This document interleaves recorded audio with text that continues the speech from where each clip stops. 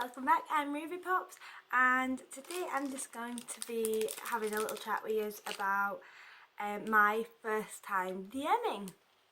So, I actually I played D&D for some time, not a lot of it, but I have played enough to know what I'm doing.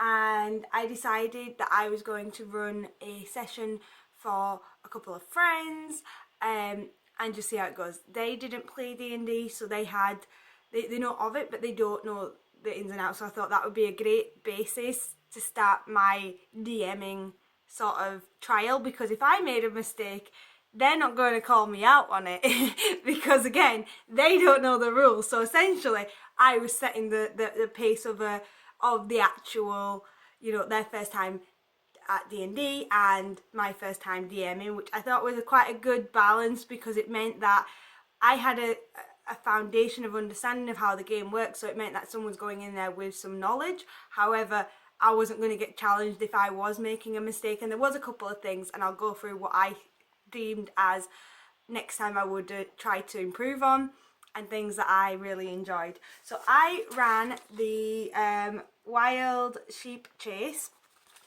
for them, and I added some stuff to it, obviously, and I'll go through that in a second. I think that's great. I did, however, get my friend to downgrade it from a level 5 to a level 2 campaign, one shot, just because again we were all new players and I didn't want to give them a boatload of information that they really couldn't digest or got overwhelmed with. So that was kind of my logic standing. So in this, if you've not played it, it's about a wizard that's polymorphed into a sheep, and your players need to go and help him if they wish.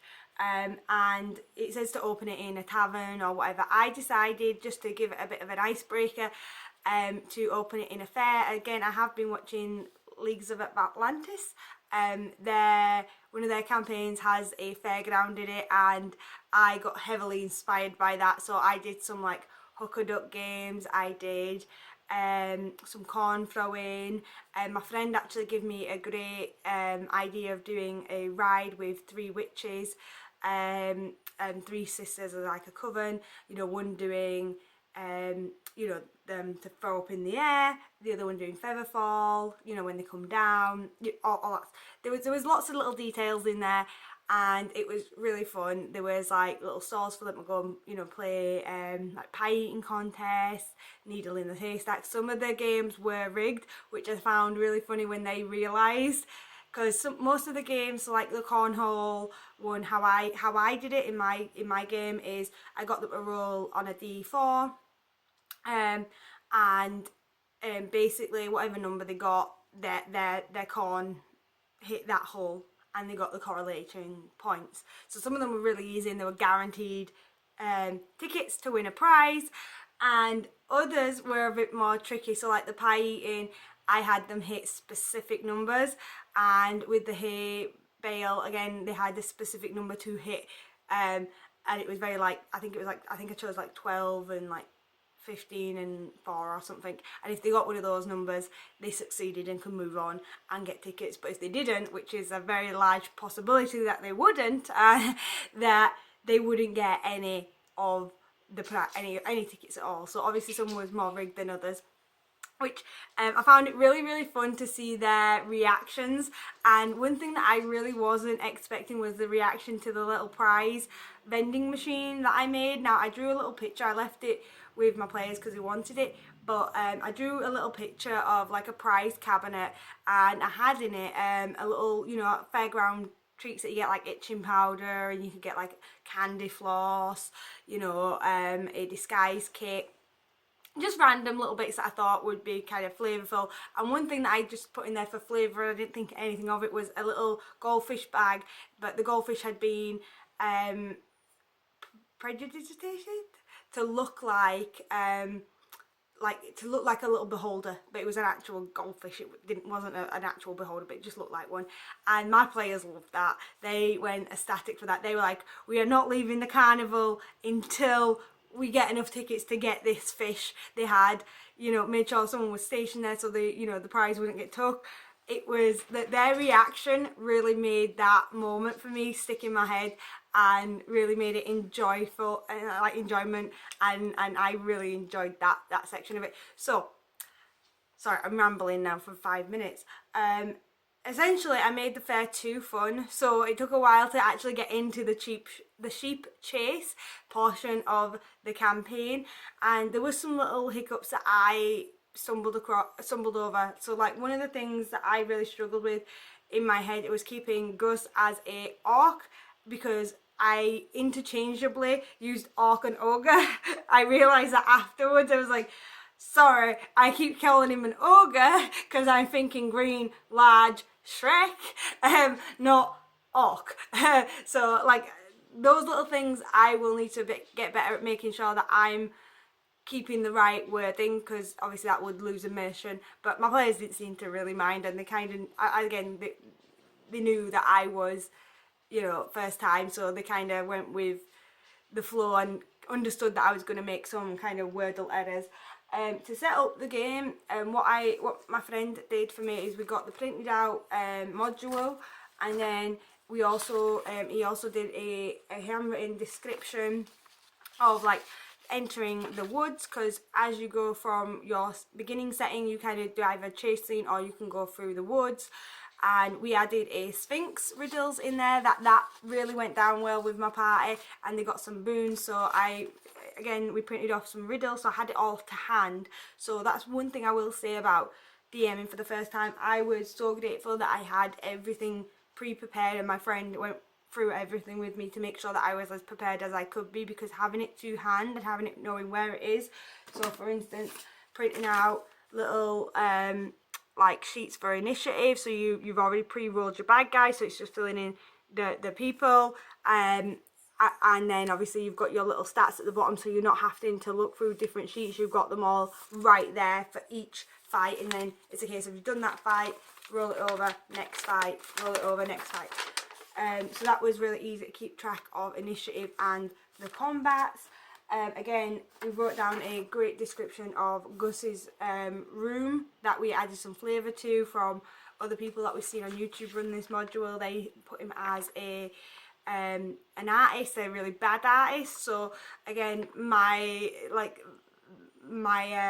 players, they obviously found out about Gus's, you know, art and how he was really bad at it, but yeah, so it was loads of flavour in there. It was jam-packed, and a lot of it was kind of off the cuff, a little whimsical. My accents came and went. Like sometimes some of the villagers and some of the people would have some accent, some of the times they would just have no accent, and I went through narrating through different styles halfway through the campaign. I started off like as a narrator, and then I was kind of half narrating, half like just explaining. So that was kind of, I would need to find what my style is. I did find that I do get very carried away when they get carried away. So at one point, one of my players got quite a few of the Sphinx's riddles wrong, which meant that they got temporary like ailments. So like one of them was that they couldn't get a song out their head, so they were going, the bee pearls, and then they got the second Sphinx question wrong, and then their teeth started chattering, and then a third where they had to start dancing constantly for 10 minutes. So once they started to get immersed in that, I kind of went with it, and it just got like what should have been a 2-second description ended up like a maybe 5 or 10 minute description. But I just went with it. It was really fun. It was really immersive. I will say again, having everything to hand. Again, my friend helped me with all of the stats for all of the NPCs, and then we got down to all of Nook's powers and abilities, and we even printed out like commoner stats just in case any of the people at the fair decided to get involved. We had guard information, horses, how they work, mounting, and then we had like, we changed the bad guys, because again we did lower it from a level 5, so we changed it to baboons, black bears, and I think that was the only, and then we kind of nerfed Gus a little bit so he wasn't going to be too overpowered. Not that my players were not interested in the fighting of the polymorph people, they were more interested in trying to rescue them. I would say overall my experience was really good. It was really fun. It was tiring, but give it a go. Like, it was actually not as hard as I thought it was. The prep, I would say, is probably the most difficult part of being the DM. As long as you're good at kind of thinking on your feet and you've got players that don't mind little kind of mistakes, then like some of the calls I made, I would be like, oh, can I get a stealth check? And they're like, oh, actually no, sorry, I didn't mean stealth, I meant sleight of hand. And they were fine going with that, because they knew I was new. So as long as you've got understanding players and they're okay to roll with your errors and they're not going to like be like, no, that's not how this game works, and rule lawyer you, I think the game can be really, really fun regardless of how much experience you've got at DMing, or regardless of how much experience you've got playing. As long as you've got an open mind and you're willing to just jump in and just have a bit of goofy fun, or be a murder hobo, depending on how the day's taking you. I would say give it a go, jump in. My experience of first time DMing was absolutely fantastic. I can't say I had a better time.